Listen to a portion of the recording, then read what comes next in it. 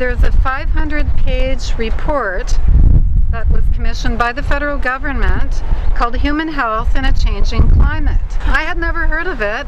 500 pages, which was supposed to be released in early 2008. What is it, October now? But and it was supposed to be followed by a coast-to-coast public engagement exercise. This was not done, and the government instead quietly revealed the document's existence this summer. They canceled the publicity exercise, and they provided no online downloads. Now, if you happen to hear that this study exists and you want a copy of it, you contact the Health Canada. They will send it to you in 2 to 4 weeks.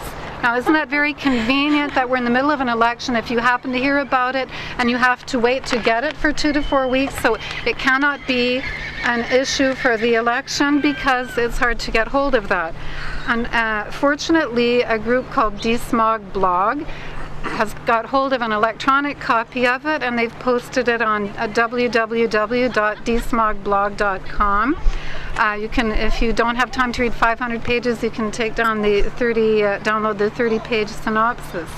The two authors of the report were so distressed by what they collated and put together, they called on the government to quickly act and prepare the public for these sweeping threats. Dramatic rise in rates of asthma and respiratory disease and the kind of heart conditions that come with that, the prolonged heat waves that we've had, and we know all too well the almost mythical proportions of what happened in Europe a few summers ago when the most vulnerable, the elderly and the young, were exposed to prolonged heat waves. The authors say the findings of this assessment suggest the need for immediate action to buttress efforts to protect health from current climate hazards.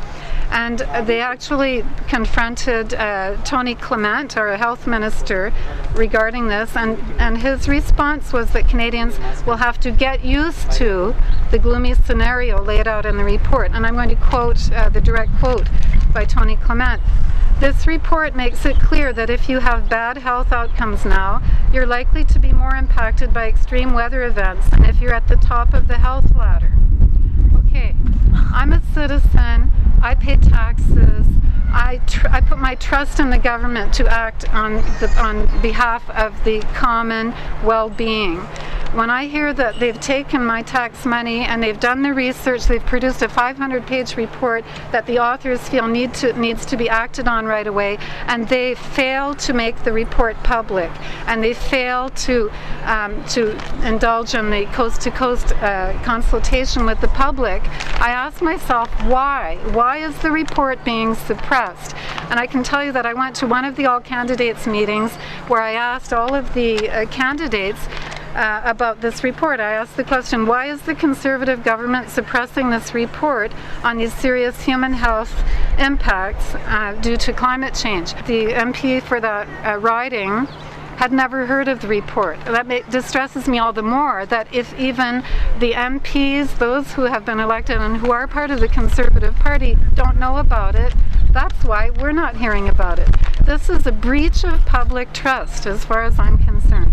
And today, as I was thinking about this, I realized it's not only a breach of public trust in terms of health, our physical health, but I look at all the children that I see around me. I look at adolescents looking at a future, the likes of which none of us adults here have ever conceived. And I think it's also a breach of public trust with regards to the mental health of our society. I hope you'll take the time to ask your MPs about this report and call for it to be made public.